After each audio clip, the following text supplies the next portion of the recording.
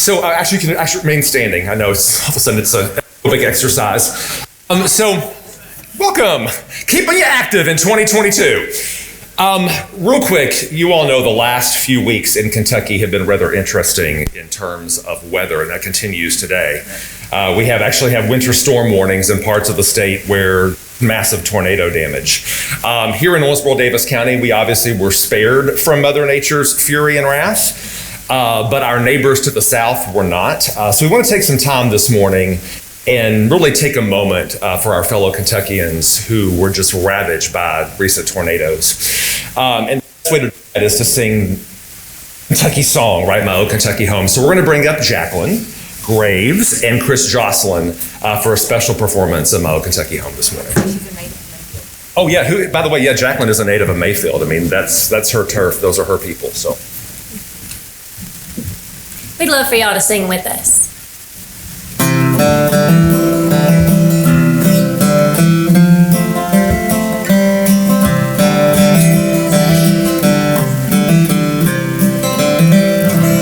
The sun shines bright on my old Kentucky home. 'Tis summer, the people are gay. The corn tops ripe and the meadows in their bloom, while the birds make music all the day. Weep no more, lady. Weep no more today. We will sing one song for my old Kentucky home. My old Kentucky home, far away. Now I bet y'all can do a little bit better than that on that chorus, right? Pretend like you're at the Derby, you got your fancy hat on, and your beverage. We ready? All right, here we go. Oh, weep no more, lady. Oh, weep no more today. We will sing one song for my old Kentucky home, my old Kentucky home, far away. For my old Kentucky home, far away.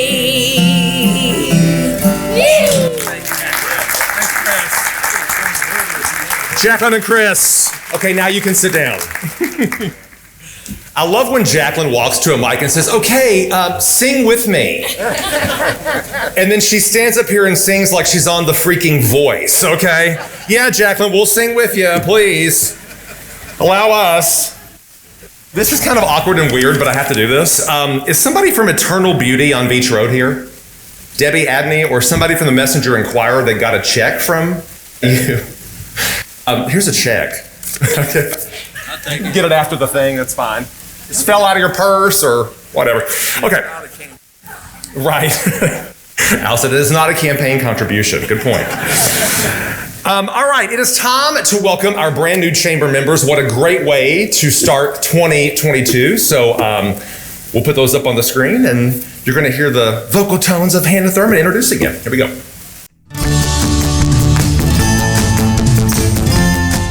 Efficient Air Heating and Cooling strives to meet their customers' needs. They install new AC, furnace, and ductwork for new units, as well as hydronic floor heating. They service their customers' ACs and furnaces and also repair or replace ductwork if needed. Their goal is to make sure their customers are happy with the services they provide, and if you let them know that you have no air or heat, they try their best to have it working that very same day if at all possible. They truly keep your comfort in mind. Call Efficient Air Heating and Cooling for service for any of your heating and cooling needs. Joining us this morning are Billy Emberton, Lois Basham, John Bryanton, and Dee Bryanton. Welcome to the Chamber, Efficient Air Heating and Cooling. Kaiser Aluminum Warwick is North America's largest producer of aluminum can sheet for the food and beverage industry. A talented team of 1,200 employees operate a state-of-the-art casting facility, hot and cold rolling mills, and 3 coating lines. A 4th coating line is planned to begin operation in 2024, increasing production to respond to predicted market growth. Purchased from Alcoa in April of 2021, Warwick is committed to providing high-quality products to Kaiser customers today. Joining us this morning are Evan Quinley and Carrie Flugel. Welcome to the Chamber, Kaiser Aluminum Warwick. The Kentucky Skin Cancer Center is a privately owned comprehensive dermatology practice offering the best in skin cancer and dermatology treatments. Founded by Drs. Robert and Susan Skaggs, in 2018, the practice brings the latest and most advanced treatments to Kentucky to help patients enjoy long, active, and healthy lives. The newest location in Owensboro hosts a premier team of experts, including Dr. Robert Skaggs, Dr. Ken Manelli, and other dermatology specialists. They look forward to welcoming you to their practice. Joining us this morning are Dr. Robert Skaggs and Dr. Susan Skaggs. Welcome to the Chamber, Kentucky Skin Cancer Center.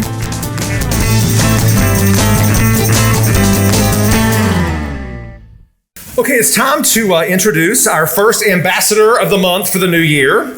So please give a very warm round of applause to Michael Vanover from Helton Insurance Group.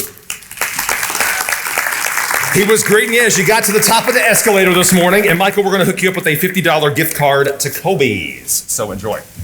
Here you go. You too. Good to see you. So we have a fun new tradition here at Rooster Booster, and it's honoring our most valuable recruiters. And so this honor, of course, is in recognition of outstanding efforts creating an economic impact for Owensboro, Daviess County. I actually have a prop for today. Anybody know what this is? No, I heard one.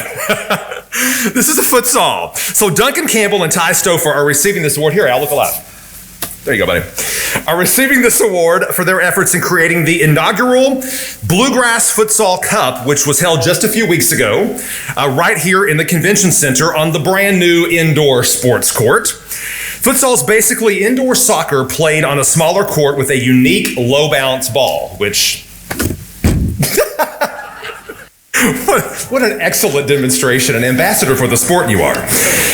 This first time event, now get this, it brought in over 44 teams and created an economic impact right here in our community. Big round of applause for that. 44 teams, first one, that's awesome.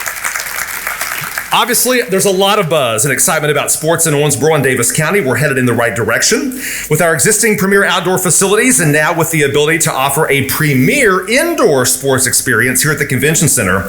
We will become the total sports solution to attract a wide range of sports events. So please give a great big round of applause to Duncan Campbell and Ty Stouffer and our friends from Visit Owensboro. Oh wait, I have certificates.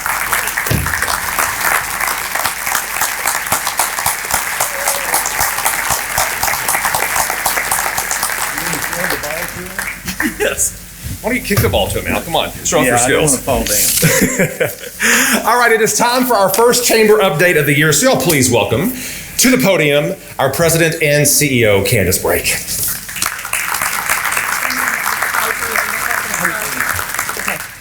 So good morning, everybody. How are you?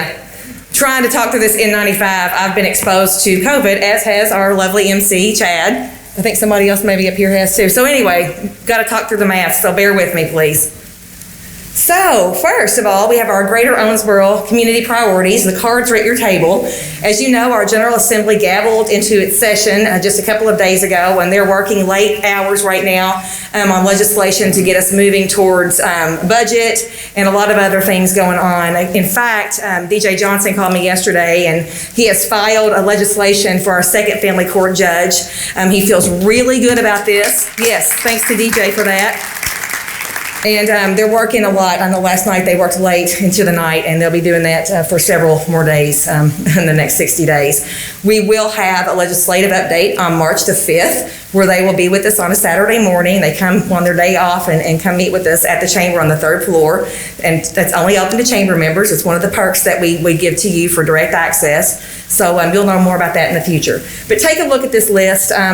These are all the infrastructure piece we know pretty much intimately. New additions this year are permanent funding for all-day kindergarten. Our local superintendents told us if the state codified this all-day funding, they would be able to move funds over to actually fund all-day preschool in our community, which is absolutely amazing. Great leaders. So Athena Award is going to be on March the 24th. Is that right, Tish? March 24th, right here in this room. You all know what a great event that is, where we honor women's contributions to our community, and a specific woman every year is honored for her contributions on bringing up other women in the community and mentoring people. And Girls Inc., thank you so much for this partnership with the Chamber. I think it's over 2 decades now we've been doing this. It's just an honor to work with you, Tish, and Girls Incorporated. Go Pitch. EDC and the Small Business Development Center and the Chamber are joining forces with several other sponsors for we had this in the past, we're going to do it again. They're reigniting the business pitch competition. We're going to show you this great video that Jamie Johnson, who is the Small Business Development Center Director, did with Jason Tanner and Brad Davis from EDC.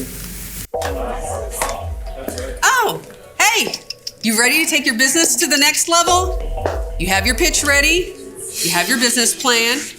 You're a new venture startup founded in 2019 or later with less than $100,000 in revenue, and you're located in the Owensboro-Daviess County area. Yep, looks like you're ready to go. You're on in 3, 2. The Greater Owensboro Pitch Competition is now accepting applications until February 8th. The top 5 plans will be picked by a committee to pitch to a live audience on Thursday, May 5th at noon. The grand prize winner gets $5,000. Second place receives $2,500. There will also be a crowd favorite picked that will win $1,500. Enter now at edc.owensboro.com. Jamie, EDC gang, are you all here today? Would you stand up and get a round of applause for all of the work that you're doing for our community? They're in the back. Hey, guys. We have a ribbon cutting at Hand Therapy on, let's see, when is that? It's at 12:15 on East 18th Street. Welcome to Hand Therapy. And the member renewals, please look at your Chamber Matters, which is in the Messenger Inquirer. We have all of our renewals for the month on there. You know, we say this every month, but this is so important. Individuals are people who believe in the collective voice of our community. You know, when we're going to DC, to Frankfurt, and working with individuals throughout the country, our membership base is important. They want to say, how many members do you have? That strength, it's strength in numbers, and we want to thank all these people who believe that the work that the Chamber does, that we're all better together, and that they pitch in to make our community a better place. Thank you all so much. And the Chamber celebration, so that is going to be coming up very soon. We're actually scheduled for January, the 3rd week of January. We're going to be meeting with local health officials in the next couple of days. We may be changing the date, but it will be before spring, okay? But right now we're scheduled in January, and I want to thank all of our sponsors. First of all, the German American After Party sponsor, and the platinum sponsors of Greenville Chisholm, Independence Bank, River Valley Behavioral Health, Atmos Energy, and UniFirst. And our Chamber Award sponsors right now, we have the City of Owensboro, thank you Mayor, and Swedish Match. Old sponsors are Big Rivers Electric, Boardwalk Pipelines, Brenda Clayton CPAs, Don Moore Automotive, Green River Distilling, ALSA, Owensboro Community and Technical College, Owensboro-Daviess County Regional Airport, Owensboro Riverport Authority, Riney Hancock CPAs, PSC, Southern Star Central Gas Pipeline, Sun Windows, Truist, U.S. Bank. Silver sponsors, 323 Staffing Solutions, Brescia University, Hart's Contracting, Houchins Insurance Group, Kentucky Wesleyan College, Limestone Bank, and South Central Bank. And our bronze sponsors, the Greater Owensboro Economic Development Corporation, Kaiser Aluminum, Warwick, Wendell Foster, and WKU in Owensboro. Thank you all so much. This is a great way to get to be together. And the 800 mark is what we usually hit, so it's a fun night. And I want to thank Big Rivers. You know, remember the day when John Conti was our coffee sponsor, and then fortunately the owner and dear friend of all of ours, Jack Wells, untimely passing. Big Rivers has stepped in for us, and we want to thank them. First of all, congratulate them on the great ribbon cut or groundbreaking that they had this week, and thank them for making this possible. I believe Charla and Wells and Bob Berry are here with us today. If they would stand, thank them so much for doing this for us, because it helps us keep our costs under control. Thanks, Bob. Thanks, Charla. And that's it for this month. And Chad, you're probably here today. I know, it's kind of weird, right? Good job. Okay, so a lot to talk about today, a lot to celebrate from the last year, a lot to look forward to in the coming year with our state, the city and county addresses. But first, going to bring up our Chamber Board Chair, A. Ford, who has some remarks this morning. Thank you. Good morning, everybody. Welcome to Rooster Booster, the first one of 2022, and my last as the chair. So it's been an honor to serve as a chair for the chamber over this last year. What an awesome organization to be involved with, and a great, fantastic team that has amazing leadership, flexibility, innovation. They're such an asset to our community, so I'm very proud to be a part of it. Before I introduce our speakers this morning, I want to take just a minute to introduce our new friends and my new friends from Afghanistan and welcome them to Rooster Booster in Owensboro this morning. We have a couple of groups here with us. Would you guys mind to stand just real quick and wave to the crowd, say hello?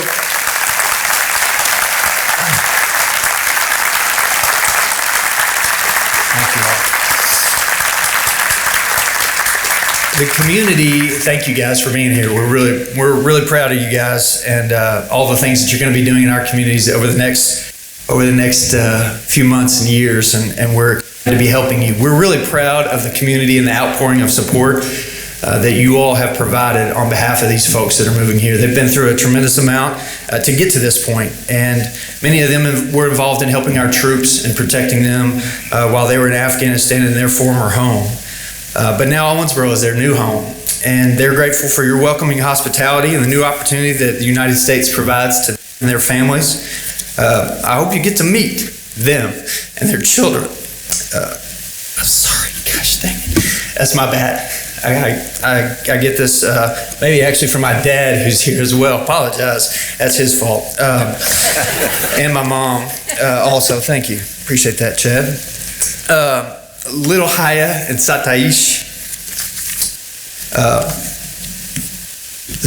Those smiles can just light up a room. So I hope you get to see them. They're enjoying their time in our schools.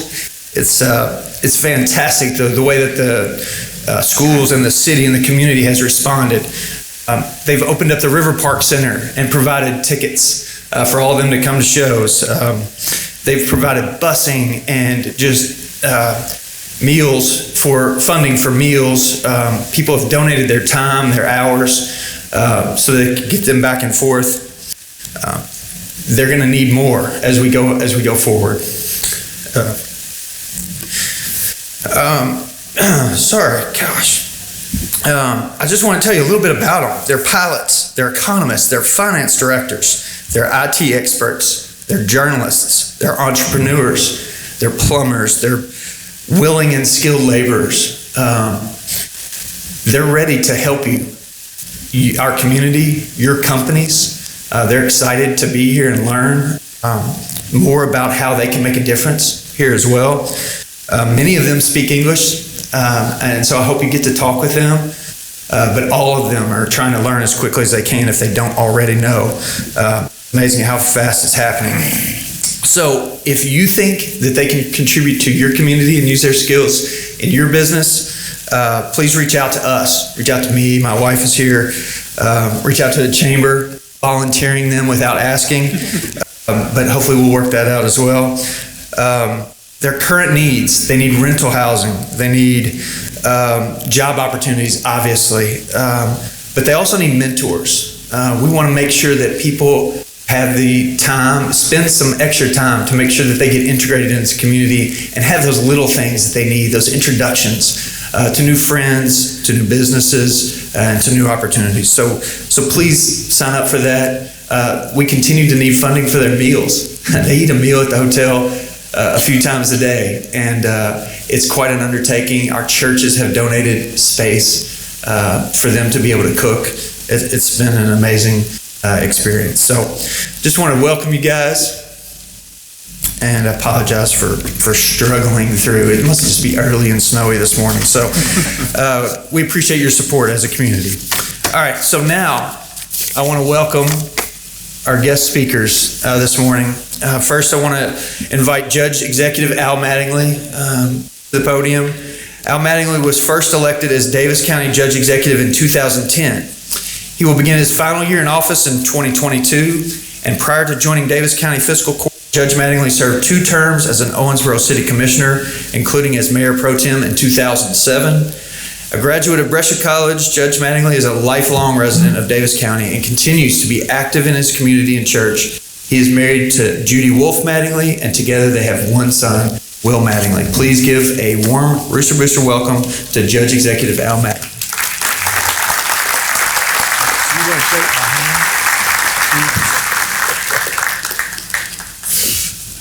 Tell me when you're ready for the slides.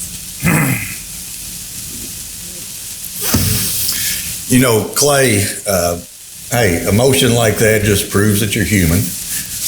We all do that. I know I had tears streaming from my eyes just a minute ago. I put a menthol cough drop in my mouth, and when you have a mask like this, it goes into your eyes. Don't shake your hand, Candace. Jordan, do you have me on? All right. Jordan had to keep my mic turned off this morning in case I said some expletives deleted. I have been known to do that. You can start? Ready? Yep. Well, good morning and Happy New Year to each and every one of you. I want to thank Candace and the Chamber for hosting this event. I want to recognize the county elected officials right now, so as I call your name, please stand up. And the first one I'm going to call is Claude Porter. Assured me that when he gets up and leaves, it's not because he's protesting against my speech, but he has court starting this morning. Rachel Foster, Leslie McCarty, Art Maglinger, Jeff Jones, Barry Smith. I don't know if our former Sheriff Keith Kane is here, but if he is, I want to say thank you, Keith, for all the many years that you've given this community. Jennifer Biesecker. Their offices and staff continue to provide services to this community as the pandemic hung on throughout 2021. And I want to acknowledge the fiscal court staff, as well as our department heads and other county employees. If you would stand up, anyone that works for fiscal court, they remained on the job. Come on, get up, guys. If I got to stand up here and do this, you get to stand up. They remained on the job, performing. Thank you. Performing at the highest level during the latest surge. And along with Commissioners Charlie Caslin, George Wathen, and Mike Koger, now it's your turn to stand, guys. They continue looking for ways to provide county services in a reasonable and efficient manner. I want to take this opportunity to recognize Owensboro Health, their employees, the doctors, nurses, all the healthcare workers in our community, and Clay Horton in the health department and his staff. We have been now through almost 2 years of a terrible scourge and pandemic. And I don't care how many times my good friends on Facebook tell you that this is fake. It's not fake. We all know someone who has had COVID. We all know someone who has died from COVID.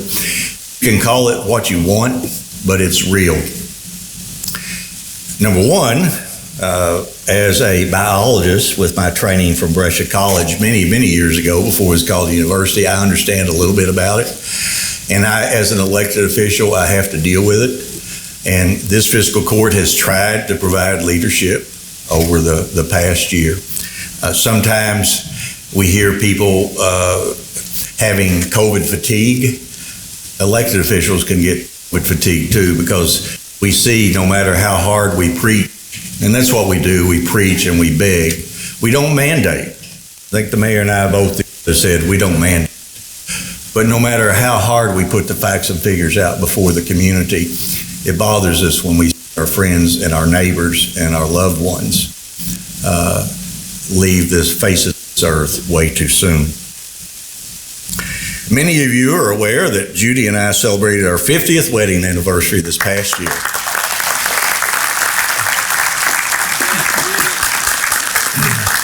And while publicly I call Rose the first lady of the county, we call each other Rose now just to make sure that we know if we start responding to that, then we need to go to some institution. No matter, we've also been together 57 years, and you heard me say when I announced that, what in the hell was she thinking when she said yes? I don't understand it. So, Rose, thank you for being my partner all of these years. And I have my son, Will, with us. Will is our one and only. He is the apple of his mother's eye. Thank you. I always put down here, slow down and a deep breath. Most folks who do a really good job speaking go slowly and they breathe deeply. So it's my honor and pleasure to report this morning that the state of the county is good. We have money in the bank. We pay bills on time. You can clap.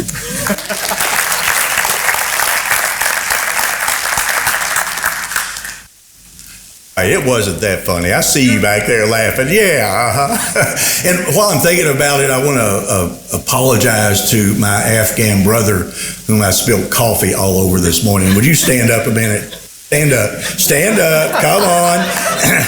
Hey, Judy will tell you I'm a klutz.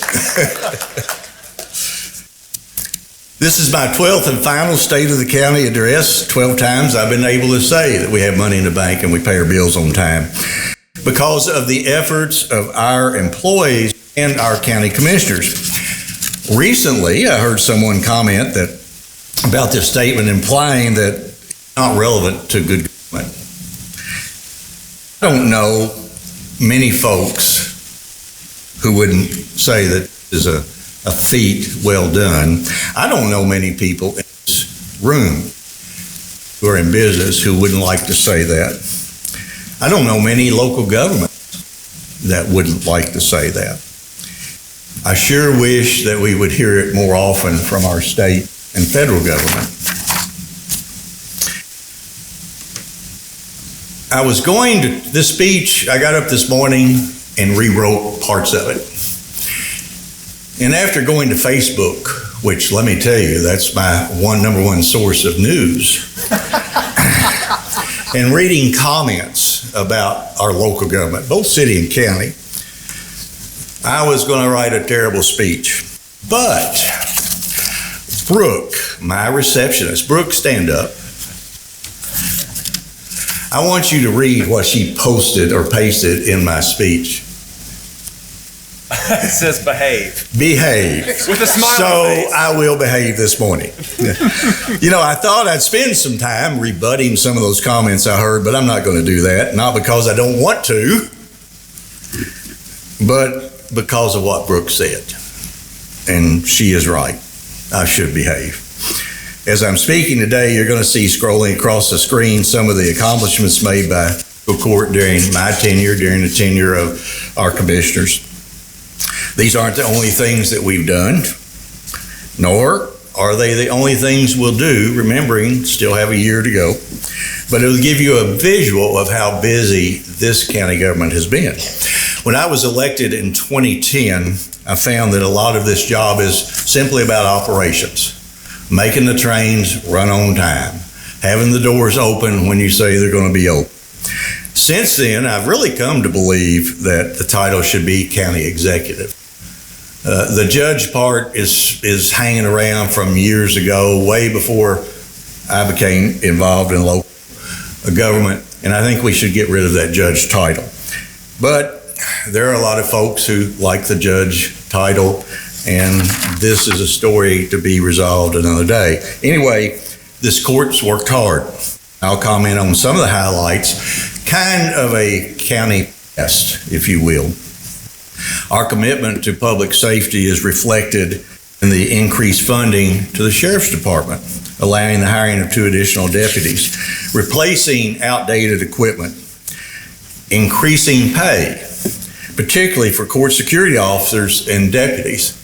I don't know how many of you know that we get reimbursed, court security officers. I find it interesting. I see Judge Wethington over there, reimbursed $9 an hour.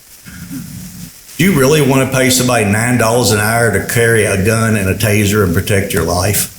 Does that make any sense? And I'm trying to lobby this year to increase that reimbursement.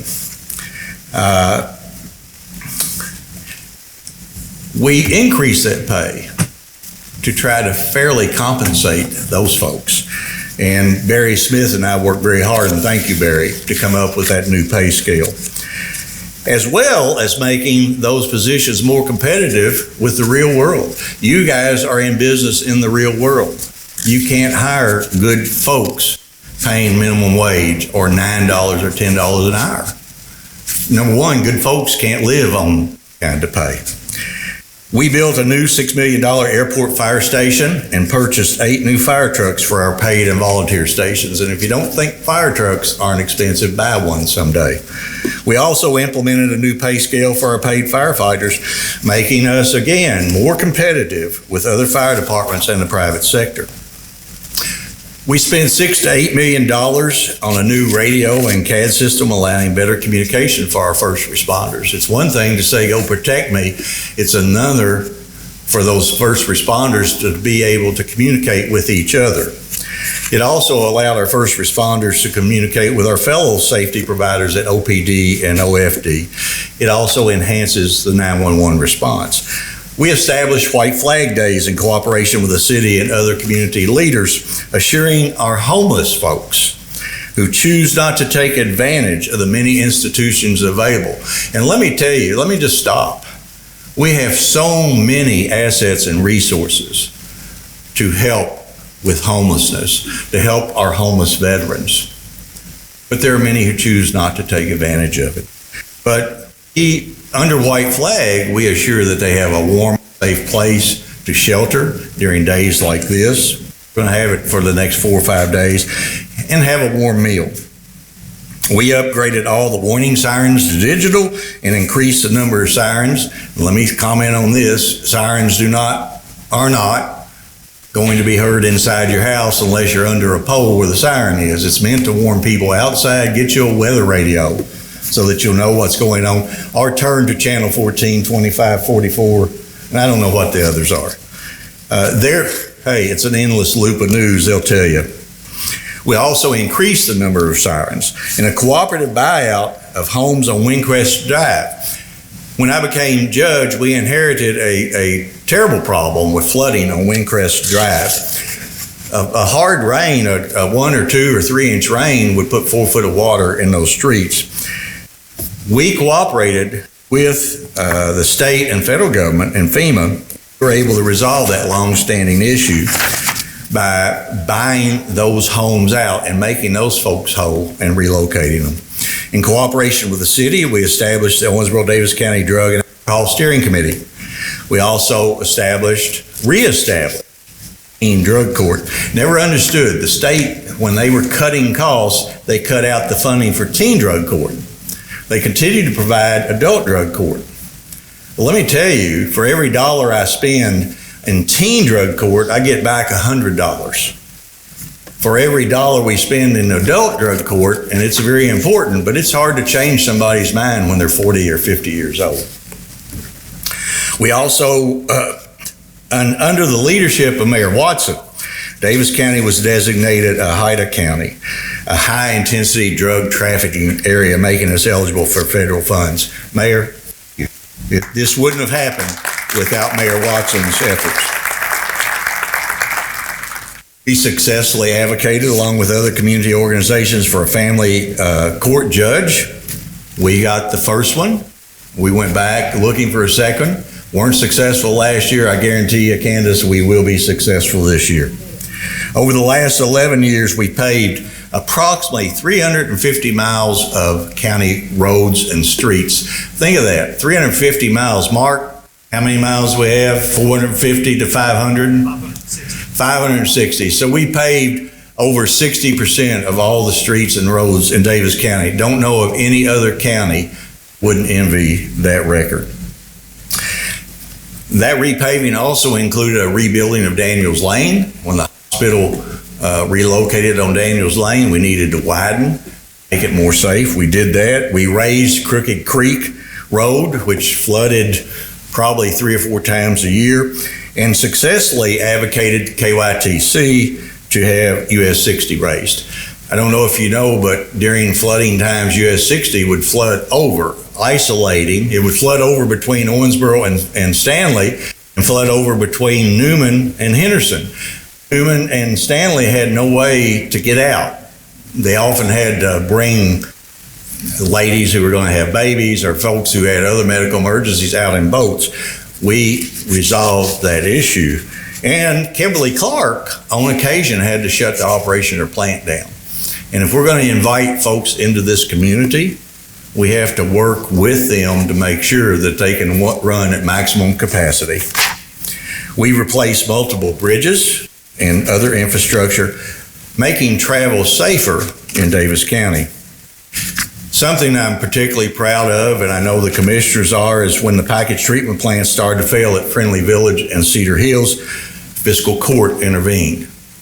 And along with RWA and Claude Porter, we worked over a 4-year period, and we saw the completion of sanitary sewers out to those communities, saving approximately 175 homes that would have been condemned because they had no sanitary services. Think about that, 175 families having condemned what arguably is their biggest asset. All these things don't happen on a whim. You have to identify problems, determine if it's feasible to resolve the problem, and then determine if you can afford to do the project. Then you move forward. We continue to hear about flooding in Owensboro and Daviess County, and particularly in Daviess County. This fiscal court instituted a study in cooperation with the Corps of Engineers, who told us that we could spend $365 million trying to solve the flooding problem with Panther Creek, $365 million, and it would lower the water level 6 inches, taking about 1,200 acres out.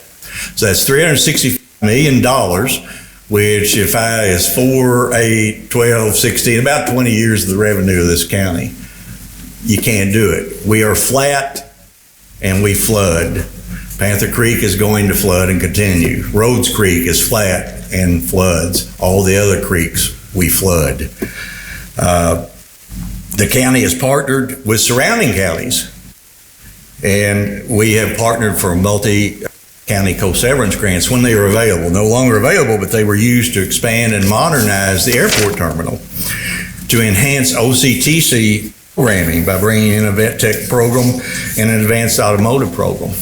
We use county co-severance funds to take potable water to all those residents in Daviess County who wish to participate. The county partnered with the city, each of us providing $1 million to start a capital campaign, which resulted in the building of the Phase 2 Tech Center. Commissioner Wathen, I think I recall you saying that may be one of the best things that we've done, and we'll never understand how it has impacted this community. That project was talked about early in the early 2000s. This court was able to make it a reality. Spent millions of dollars upgrading and improving our park system. The most recent project, the spray park and playground for all at Horse Fork Creek Park. I'm particularly proud of that one. That is an urban suburban park surrounded by county and by city. All residents in this Daviess County, including our city residents, help pay for that park out of their tax dollars and should be proud of the accomplishment. We also put a modern restroom there. No more porta potties. Who likes porta potties? Yeah, okay. I once shot at a sporting clays tournament. The guy told me that and it was during weather like this, and he said the best thing were the porta potties and the buffets. He said because the porta potties is where he went to get warm. It's adjacent to the Greenbelt, so it's open year-round for everybody to use. We added a little hurricane boat ramp and Daviess County Gun Club to the list of amenities our parks offer. The Daviess County Gun Club, our parks and recreation department actually took it over and now runs it, and it is paying for the cost, for the capital cost. Let's turn our attention now,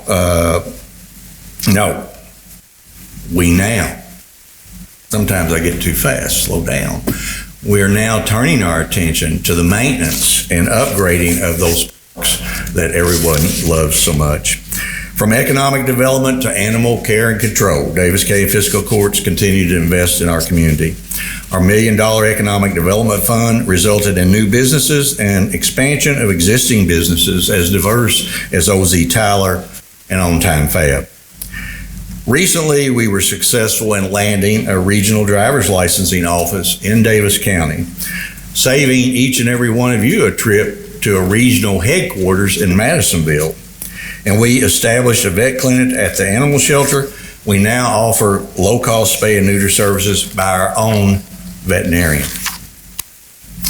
The Daviess County landfill is a hidden treasure that very few people know how important it is to this community because of the foresight of some of our fiscal courts in the past. That landfill was built, and it now provides a way to dispose of trash, those kinds of things at a much less cost than it would be if we had to drive to other commercial landfills.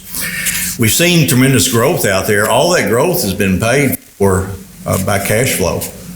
We have not bonded one dime. We've not borrowed one dime to do any of it. We do it out of the proceeds, the receipts. Not only are we proud of that, we are now doing land farming, meaning that we are actually making fertile once again the strip mine land that surrounded the landfill. And we also have signed a contract and are working with a gas recovery company. We're going to take natural gas that's produced, methane that's produced in the landfill, recover it, and put it into a system and ship it all over the United States. I hate to follow the landfill statement by saying that all these things more have enhanced the quality of life and business climate in Daviess County, but it has, all of it. But we can't rest on what we've done in the past. We can't live in the past. And much as some people wish things never to change, change is the one thing that we are guaranteed. Change along with death and taxes. So, I have a year left as the county executive. We just looked at the county past and the county present. Let's look at the county future that might be. Over the next year, we have to decide how we're going to spend $20 million in ARPA funds, American Recovery Act funds. We have some initial guidance, but we're still waiting, as normal, on the federal government and Treasury to tell us how we can spend the funds. I love how they give it to you and then tell you how you have to spend it. We know for certain that we can spend it on broadband, water, and wastewater. Our task is to decide how to spend these funds, making sure that they have a very long-lasting impact on this community. Hopefully, this is a once-in-a-lifetime opportunity. But at the same time, we want to make sure that we don't create an ongoing cost to county government. And ongoing cost means that at some point, it gets so high that you have to use that T word and raise taxes. So I'm going to propose to the current court we implement a public-private partnership bringing affordable and reliable high-speed broadband to the unincorporated areas of Daviess County. This is going to happen a whole lot sooner than later.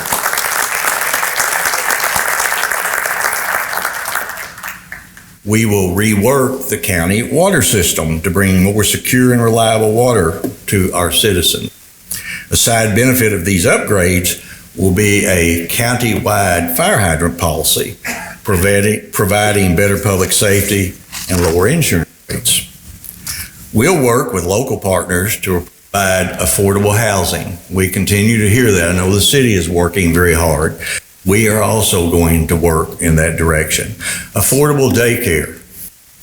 I tell you, if there's one thing that I could leave, it would be to figure a way to provide affordable daycare to our working families, and particularly sick child care. Daycare centers don't take sick children, so when the kids become sick, mama and or daddy have to stay home. It's extremely important. And an expanded transportation network countywide. If we don't have low-cost housing, low-cost care, and low-cost transportation. How do we attract other folks in the community? How do we do that? I don't know. I've been trying to figure it out for 12 years. We will see the first woman elected as mayor or county executive. And Tish, do you have any Girls Inc. folks with you this morning? Well, I predict it'll be a Girls Inc. alumnus. I predict that. Yeah, go ahead.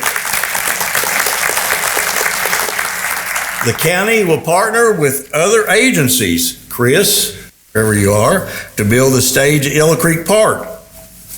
That stage will benefit Romp as well as allow the performance of outdoor concerts and plays. You know, perhaps the first play will be The Life and Times of Manetta Sleep, Daviess County's own native son and a Pulitzer Prize winner.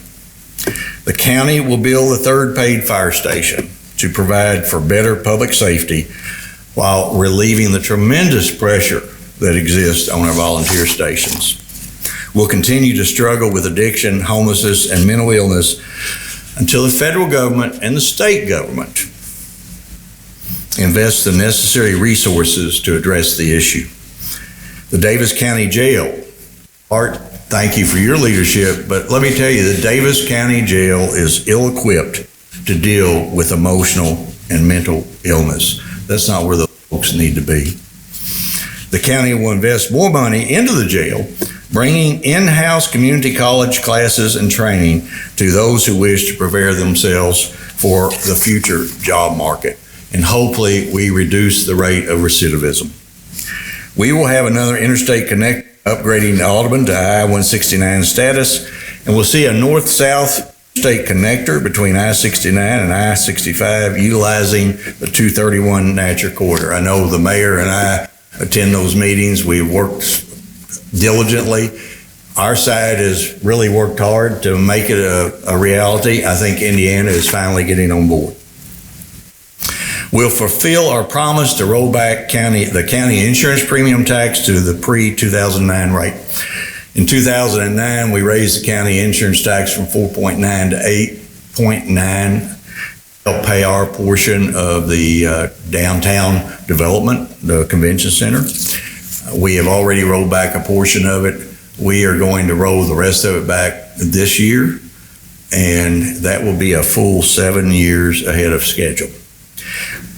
Hopefully, we resolve the senior citizen issue. I hate to call it an issue. I hate to call it a problem. Seniors, such as myself, such as the mayor, and other folks who live out or who are out here in the audience are seniors. But we've been struggling with how do you provide a safe and secure and modern place. Claude, I'm just about to say something about you. See ya. For our seniors, we've been working on that for 12 years. I'm hoping that we're about to resolve that. More to come, hopefully this year.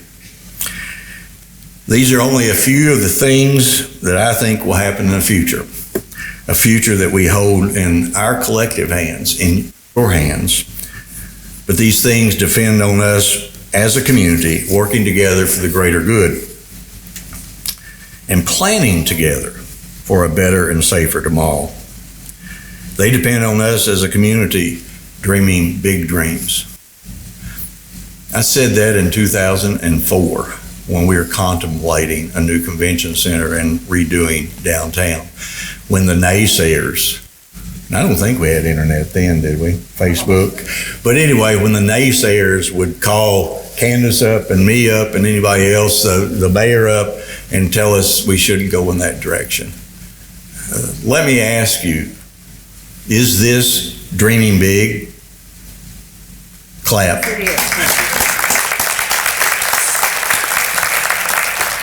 They depend on us as a community, not closing our mind to change. Not closing our mind to change. Remember what I said? The one thing I can guarantee you is change is going to happen. Happens every day. Happens every week, every month, every year. They depend on us as a community being willing to have civil conversations. and being accepting of those who have different opinions than our own. They depend on us as a community being accepting of diversity, understanding that diversity is the fire that tempers our humanity. Being accepting of other people, being accepting of a diverse community is what makes us real. It's what makes us human. It's what makes us able to shed a tear when we talk about other folks. I don't know if you've heard the term Malaphor. Father, do you know what that means? Because I didn't. I had never heard of it. I had no idea what it means. But a Malaphor is a blend of idioms in which two similar figures of speech often are merged, producing a nonsensical result. And if you don't like this part of the speech, Johnson over there is the one that created it. You've all heard that the road to hell is paved with intentions, right? Okay, that's an idiom. In a Malaphor terms, you might say the road to hell wasn't paved in a day. It's fun to see what you can create, such as a bird in the hand gets the worm. Give them enough rope to shoot themselves in the foot. You can make them up as hell. Sorry, Brooke. Rome wasn't built by wackadoos. Those who don't plan have their heads stuck in a hole. People who live in glass houses, and this applies to us, doesn't it, Judy, should put up curtains. One of my favorites, burn that bridge when we get there. Funny, if you look closely, you might see or hear yourself. You might see or hear an elected leader, not me, or perhaps a candidate as I look throughout the room. Most of the time, though, I just see and hear myself, because between Rose and I, we confuse a lot of things these days. This coming year will decide our future, the direction we go. So I'm asking, please become engaged with the candidates. Involve yourself in the election. Support the candidate of your choice, don't care who that is. Support them with time. Support them with talent, with money. I remember the Last Crusade. Anybody remember that movie? Raise your hand. Come on. All right. You remember when the old knight was standing and there was a table full of chalices and he asked the people to choose wisely? Well, we need to choose wisely. That's our goal. Remember what happened to the person who chose poorly. If we choose poorly, we may be repeating the oft-heard idiom, one step forward. You guys fill in the rest.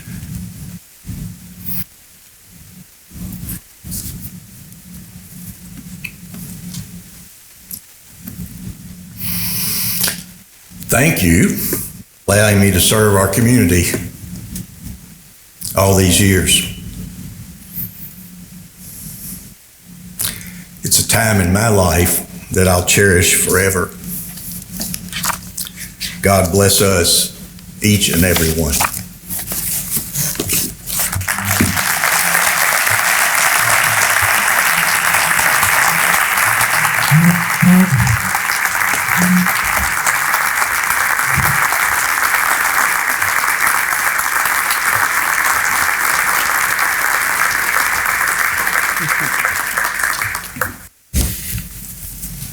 Thank you, Judge, and thank you for your service to Owensboro and this community in Daviess County. I'm not.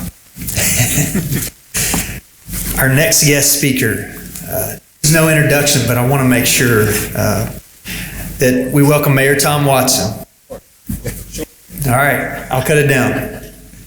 He's the former president, co-owner with his wife Barbara of Tom Watson's Prosthetic and Orthotics Lab, Inc., and he recently retired after 50 years in the prosthetics industry. Congratulations on a wonderful career. Mayor Watson first served as mayor of Owensboro from 2005 to 2008 and he was reelected for a second term in 2016. He is now serving his third term. Tom and his wife Barbara have 2 sons, David and Jeff Phelps, 2 daughter-in-laws, Tricia and Crystal, and 7 grandchildren. Please welcome Mayor Tom Watson.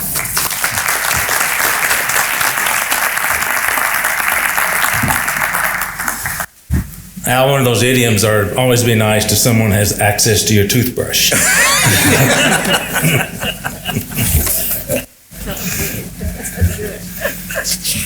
Well, good morning, and thanks for having me back. I appreciate it. I'd like to welcome all of you on behalf of the city of Owensboro. I want to thank my wife, Barbara. We've been doing this a long time together, and every now and then we'll be someplace, we'll be going home. She goes, I just took one for the team, let me tell you that. So it's like 9:30 and been gone for all day. So I appreciate because when you elect one of us, any elected official, you generally elect both of us. So, and I want to thank Adrienne Carrico. She's my work boss. She also manages the what is the other stuff you do? The neighborhood alliances and the sister cities. And we spend a lot of time on this. I hope it's worthwhile for you. We take a lot of pride in presenting what our community, our government has done for our community. So it's my pleasure to introduce our city commissioners, the Board of Commissioners. You can stand if you like. Bob Glenn, Jeff Sanford, Larry Maglinger, and who's the other one? Oh yeah, a Castlin boy, Mark Castlin. And I'll tell you, I'd probably be the worst mayor in the entire world, and some of y'all might think that anyway, but if you all don't do well, we're not going to do well. So when we talk about finances, we're talking about the finance that you've provided us with. It's not our money, it's your money. So we are so grateful for all your hard work and knowing full well that if you don't do well, we can't even fill a pothole. So keep that in mind when I'm talking today, that the things that have happened because of you. So I'll go straight into the financial highlights. Usually we do a 4-year wrap up, but this year we're going to do from last year, this year. The fund balance increased by $8 million over the prior year. It represents a 42.3% increase. The ending balance was $27 million, representing 169 days of expenditures. Occupational and net profit taxes increased by $802,000 over the prior year. Through growth of our wage-based occupational taxes increased by 3.7%. And Angela tells me that's the best indicator of how well our local economy is doing. So I'd like to thank Nate and Pagan, our city manager, and all the finance folks, because if you know Nate like I do, he's tighter than 2 coats of paint. So he ain't gonna spend any money unless he thinks it's the right thing to do, and you need that kind of city manager. So thanks all the finance people, we appreciate what you do. So praise the Lord, what a self-serving mess it was with no primary. The current Board of Commissioners felt it was in the best interest of the citizens of Orangeburg to reinstitute the primaries. During the 2020 election, if you weren't there were 16 candidates for the city commission. How you figured that out, I'm glad you did, but it's amazing. And on the mayor's ballot, there were 4 candidates. So we're going to go back. You'll have a primary. Top 8 in the city commission will run in the general election. The top 2 in the mayor's thing. And I think that's, really the best thing to do. So of our business community, the Greater Orangeburg Chamber of Commerce spent 2021 helping members continue to navigate their business in the middle of what I call a constant pandemic. And someone said, we're wearing a mask because thank you, we've all been exposed sooner or later. So just use common sense, vegetable not grown in everybody's garden. So I hope that you will do that. And as you see the race for talent heat up around the country, Chamber strives to continue to find ways to make Orangeburg a place where everyone can live, work, and play. And I'd like to recognize Candace Brake and her group, because I don't know that there's ever been a person that's more suited for a job that I've ever been around than Candace as chair of the chamber, and we really appreciate all that you all do.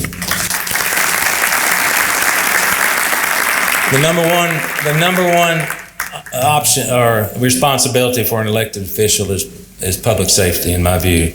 The Orangeburg Police Department added 1 new members to the department in 2021, 15 of which were sworn officers. We lost 19 and officers and recruits last year to a bunch of different reasons. Despite the shortage of sworn personnel, the Owensboro Police Department continues to solve index crimes against people and property at a greater average than the nation. The Owensboro Police Department's clearance rate for violent crimes against people, 66.25, the national average 44. The Orangeburg Police Department clearance rate for property crimes, 45.5, and the national average is 17. I like to call it what Chief says all the time. We have a character-driven law enforcement. Chief, men in the blue and women in the blue, God bless you and thank you for your service to our community.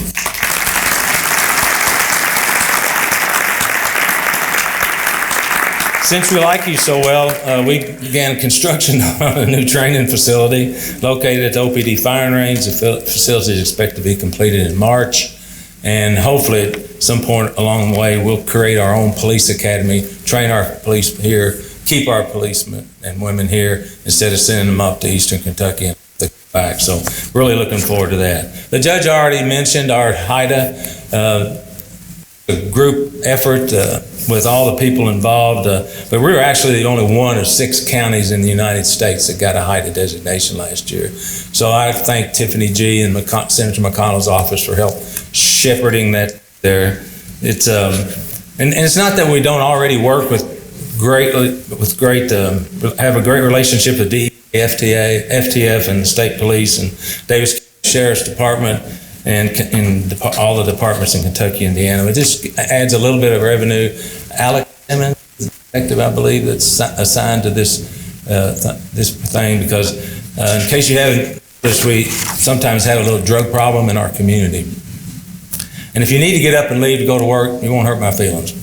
Owensboro Police Department partnered with the United States Drug Enforcement Agency, the DEA, in an effort to address a significant drug trafficking organization operating in the Owensboro area. The joint investigation resulted in a seizure of 238 pounds of methamphetamine, 81 pounds of marijuana, 4.5 pounds of fentanyl, 3 grams of fentanyl, which will cover Lincoln's head on a penny, will kill you. Will kill you. And 20 ounces of cocaine, firearms with high-capacity magazines, and $350,000. As a result, the 15 members of the Drug Task Force organization were federally indicted. Goes to the big house, right, Art? Big house, okay? And engaging to distribute large quantities of methamphetamine and fentanyl.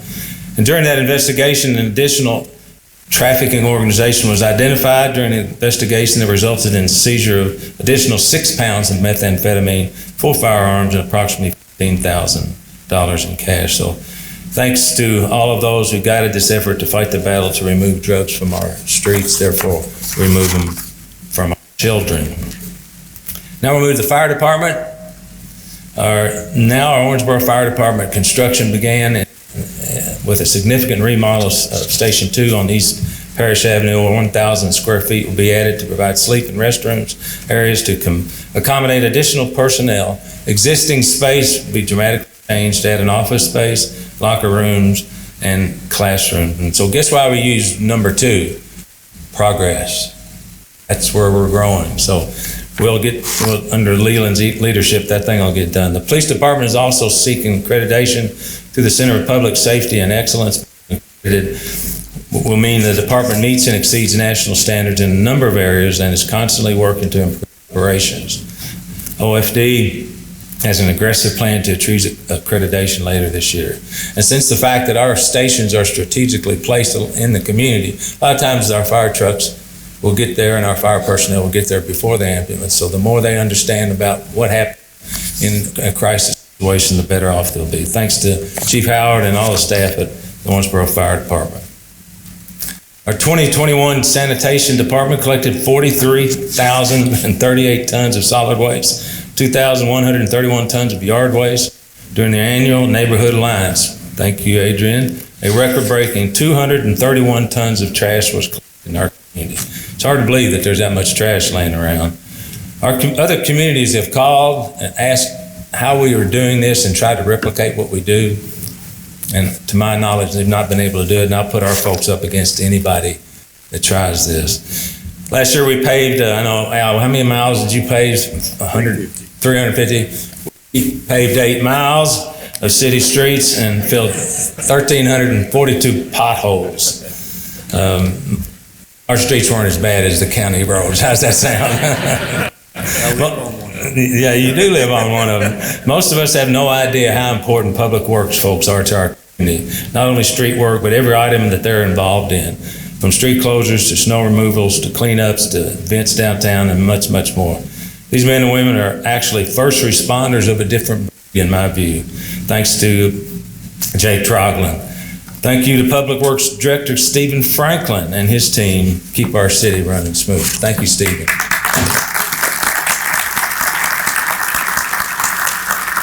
Last year, Joe Sublett, our property man, received 1,695 property maintenance complaints and resolved 1,688 of them. We also completed demolition on 18 dilapidated properties throughout the city. We have many more, but here are a couple of photos of before and after. Before and after. So if you're living on next to one of those things, I think you like the after picture a little bit better than the before. So thanks again, Joseph.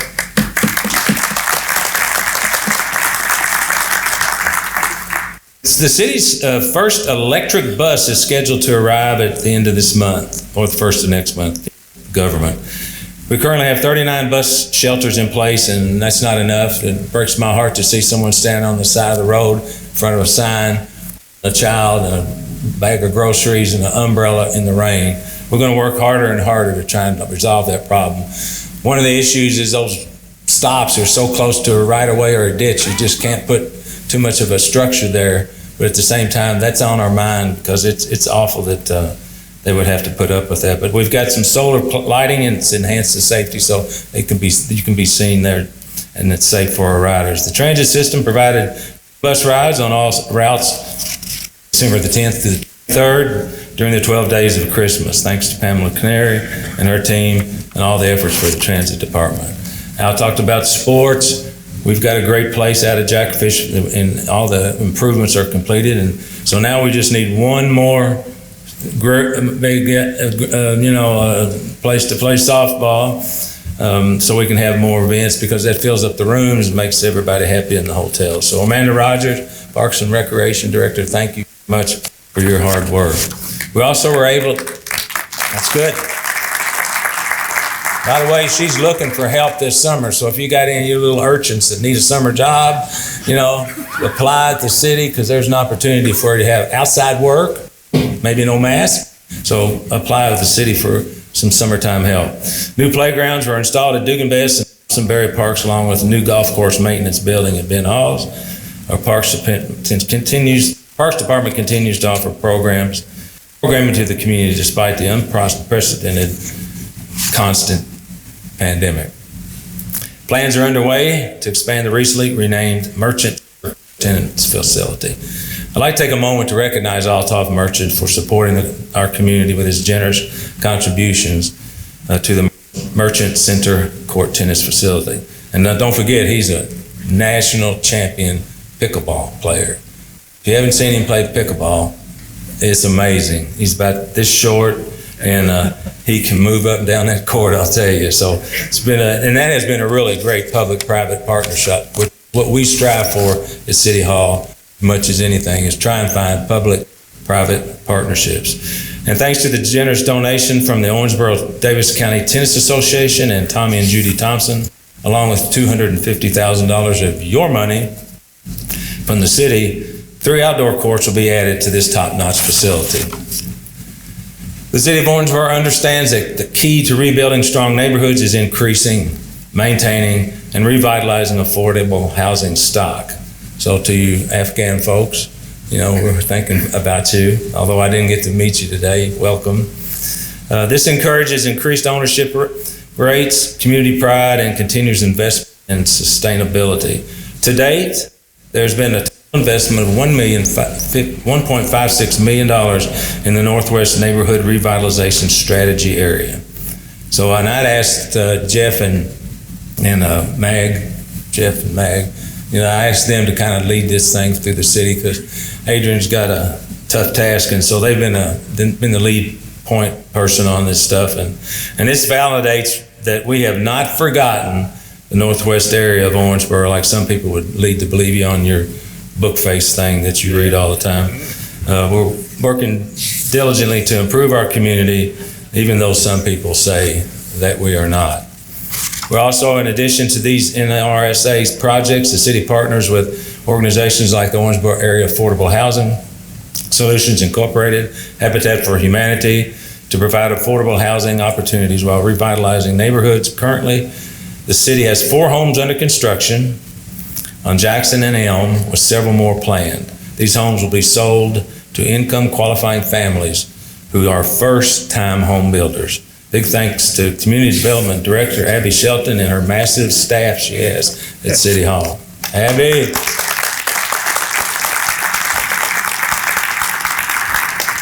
So we had a few events, as always, in Orangeburg, a couple of real key events. The 9th Owensboro Air Show took place in August, with the U.S. Navy Blue Angels returning for the second time. We're excited to announce the return of the U.S.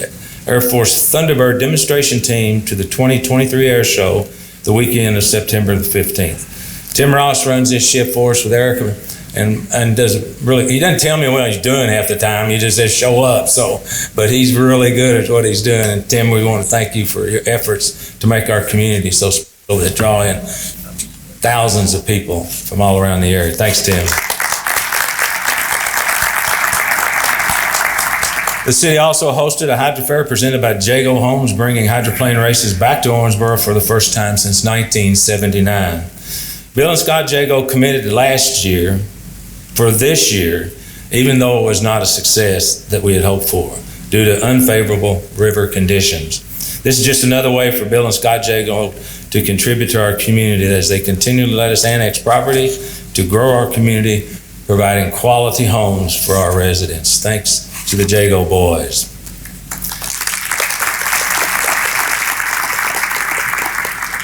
The All-American 4th of July was a huge success with a combination of traditional downtown celebrations and remote fireworks show around the town. And if you want to see America, my Afghan friends, wait till the 4th of July. You'll be impressed. This year, we introduced the inaugural 12 Days of Christmas, a series of downtown holiday events, which included skating at the Energy on Ice outdoor skating rink, thanks to the support from Atmos Energy, Boardwalk Pipelines, and Southern Star. They provided the funding for that prosthetic ice rink, I like to call it.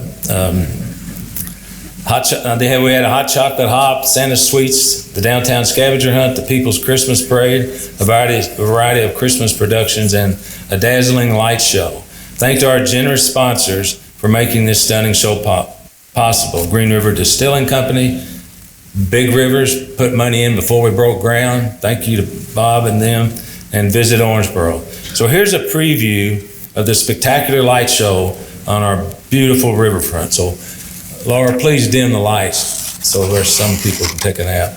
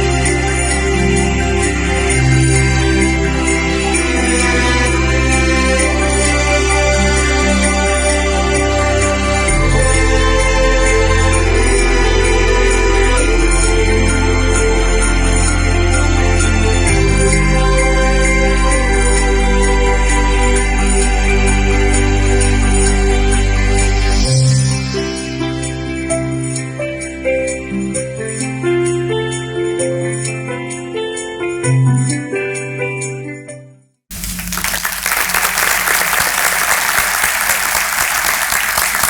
that brought a tear to my eye, I can tell you that. And Tim, great job, just fabulous. And there'll be more to come, right? That's what I thought. Okay. And thanks to Visit Owensboro for that amazing video. Thanks to our volunteers with the Owensboro Neighborhood Alliance, big changes are happening in OBKY. The Northwest Neighborhood Alliance, in collaboration with other several community partners and donors, commissioned local artists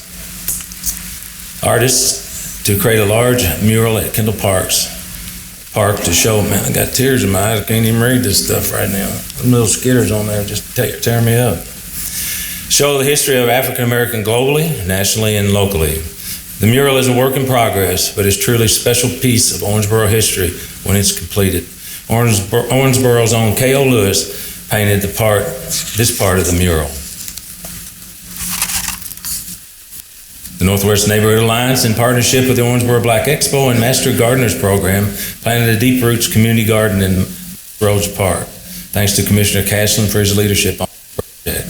Several other alliances were involved in the projects throughout Owensboro as well, including cleanups, new basketball goal and a bench at Thompsonberry Park, and more exciting things to come.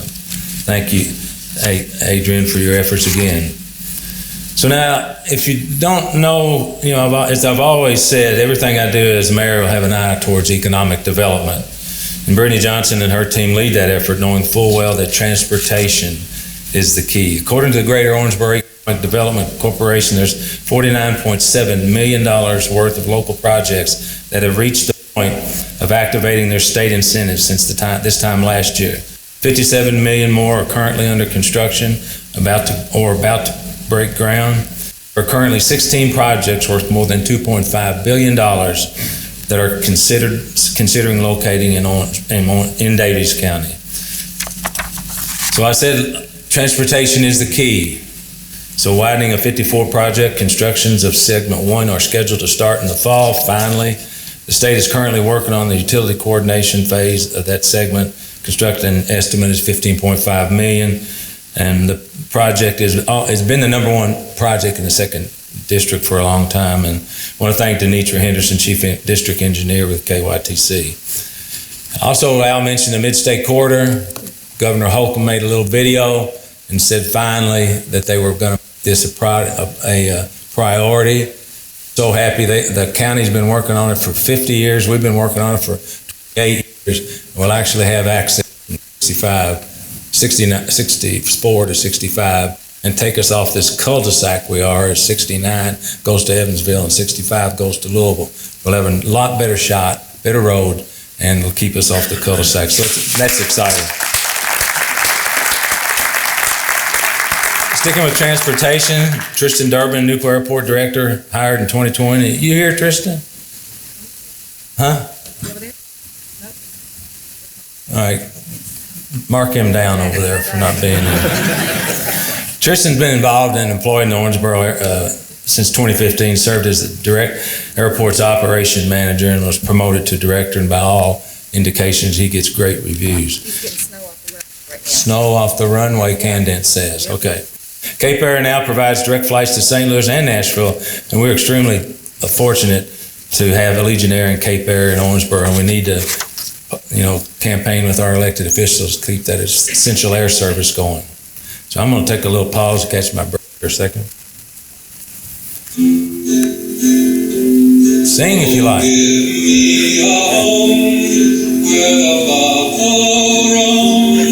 Where the deer and the antelope play. Okay.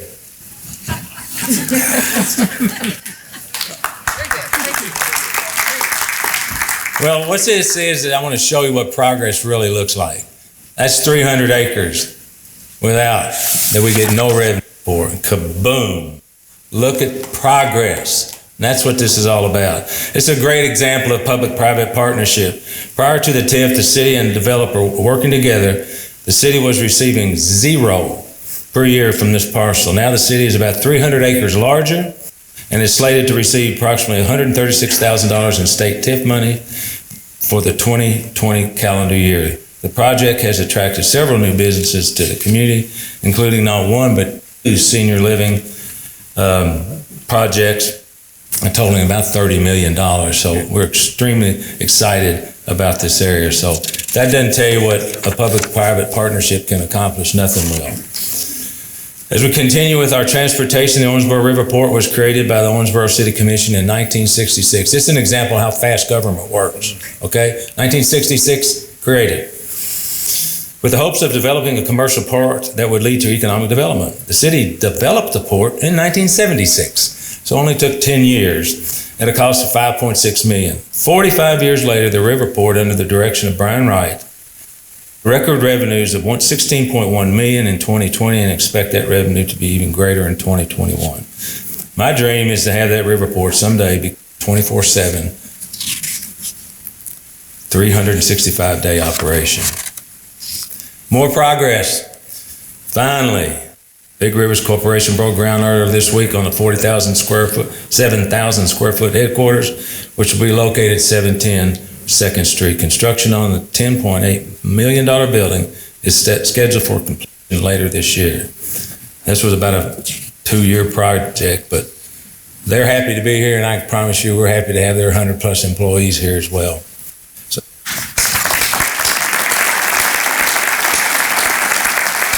and as that project began to unfold, other things began to unfold along with it. Construction will begin this year on a 5-story, 121-room Home to Suites hotel by Hilton, located across from the convention center. And I promise you, you can look on Hilton's website and see how many hotels that are being built in America right now during this constant pandemic. You'll be surprised. We're building one right here in Owensboro, Kentucky. More rooms downtown, larger conventions. The CVB is on the record saying they need 400 rooms downtown to attract larger conventions. Now the ball will be in your court, CVB, no pun intended. Where's Mark? Yeah, okay, you got your rooms? Let's fill them up. You got it? Okay. Next to that, the Home to Suites will be on the, now follow me, it's tough. I'm dyslexic, so on the Home to Suites will be on Cedar Street side of the block, separated by an open green space that will create a park-like atmosphere between the hotel and the Brio Apartments homes, which will be located on the Locust Street side. The courtyard will also include restaurants and retail space. A 245 vehicle parking garage for the complex will be on the south side of the building along 3rd Street beneath the apartments and the hotel. The amenities will include an outdoor lounge, grills, gotta have your pickleball. The Brio apartment homes complex will feature 79 units, with 2/3 of them being 1-bedroom apartments or units. It's price point housing, that's what we've been looking for. It's the third leg of the 3-legged stool. We had the retail, we got the entertainment, now we're gonna get the housing downtown. It's gonna fill out the spots. Public-private partnerships. The 6-story complex will have 11,300 square feet of retail and restaurants on the first floor.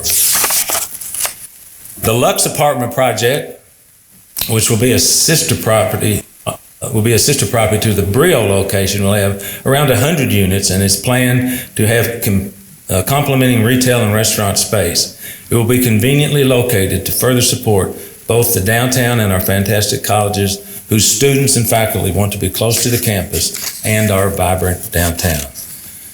We look forward to the addition of these amazing properties to our beautiful downtown, which will be certain to attract everyone from senior citizens to young professionals to small families to BKY. Folks, that's about $100 million worth of investment downtown. So Gulfstream and all they do for this community. Well, sometimes I get yelled at, well, Gulfstream, hey, they're doing it. And if you would like to step up and take their place, help yourself. But right now, rocking is public-private partnerships, and we should be extremely grateful for the partnerships that are created out of Gulfstream, make this happen for our community, and I applaud them greatly.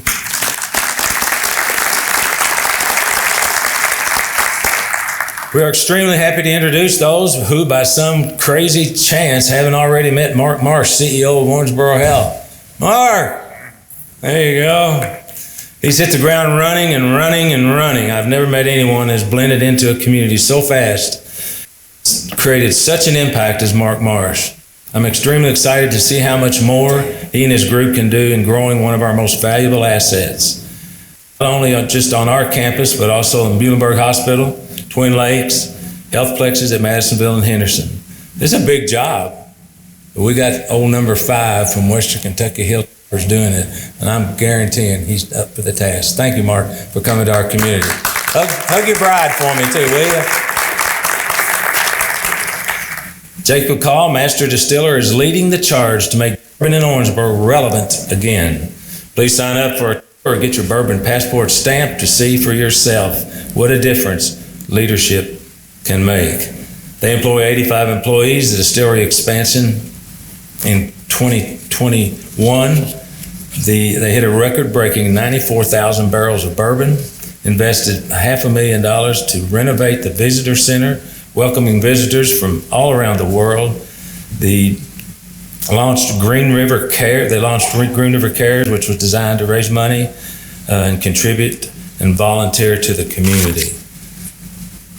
The big news for 2022 will be reintroducing flagship bourbon whiskey from Green River Distilling Company. They've waited a long time for this moment. The revival of a historic Green River whiskey from its original home in OBKY. Jim McCulloch began making Green River whiskey in Owensboro in 1885, and it was known all around the world for its quality. Soon it will be made again here. The pride of Owensboro revived. Stay tuned. Jacob, your group, thank you very much. And certainly we can't forget our post-secondary education. Father Larry Hostetler, Brescia University, Dr. Thomas Matzel from KWC, Dr. Timothy Caboni from Western Kentucky Dr. Scott Williams and Mike Rogers at OCT. Having said all these things today, what's it all about? It's about education. It is the great equalizer in our world, is education. So thanks to their leadership, we're very proud to have them here. Under the leadership of new Executive Director Francine Energy Marcel. Where's Francine? I didn't know you'd be sitting down.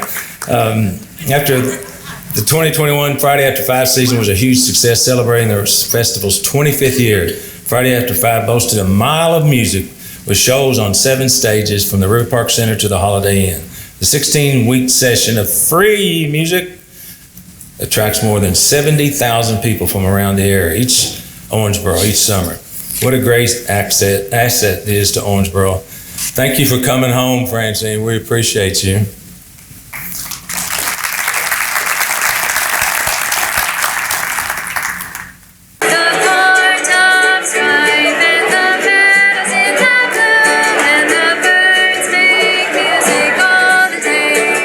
Hall of Fame and Museum is the only cultural center in the world dedicated solely to bluegrass music. Take an active role in both preserving the history and pointing toward the future of bluegrass music. We hereby proclaim Orangeburg, Kentucky as the bluegrass music capital of the world.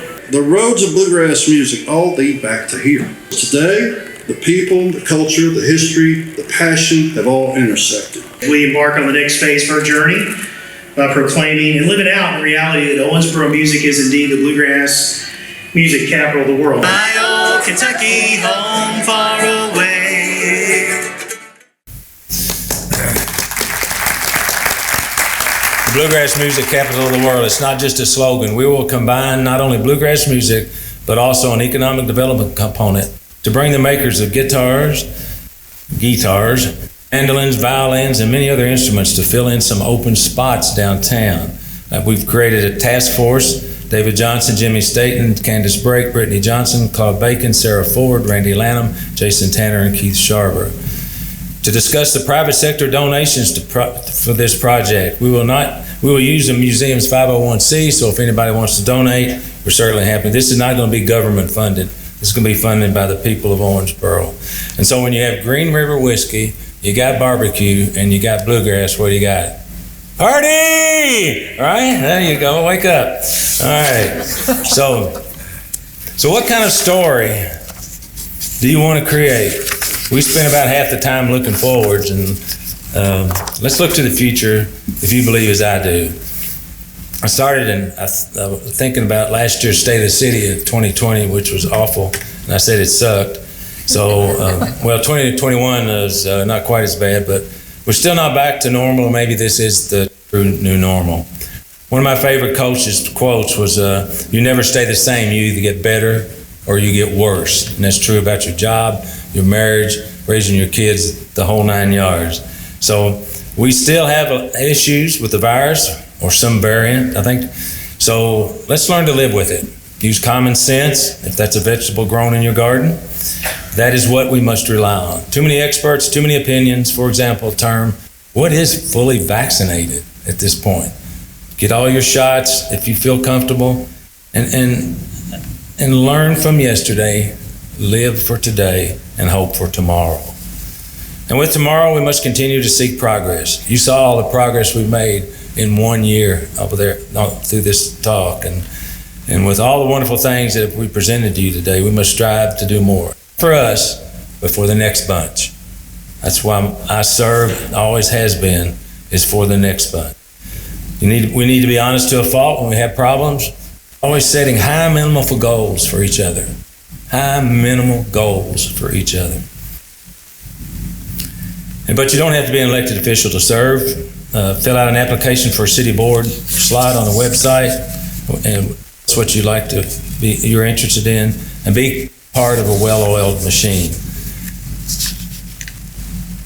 OBKY is prepared to respond to whatever comes our way. We always aim for the bullseye, and even if we don't hit it.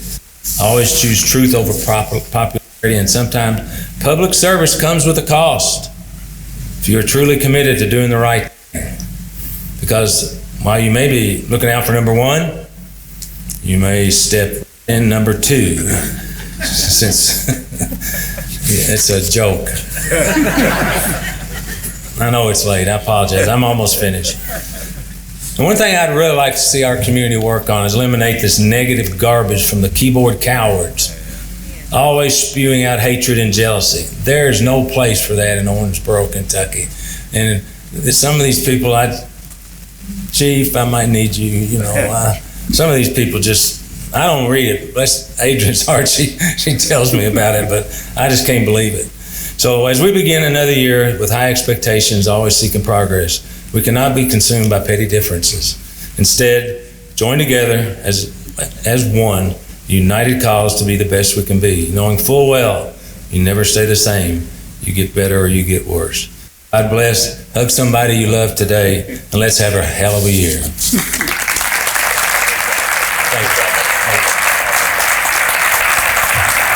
Mayor Watson, Judge Mattingly, thank you. Okay, I know. Yes, please.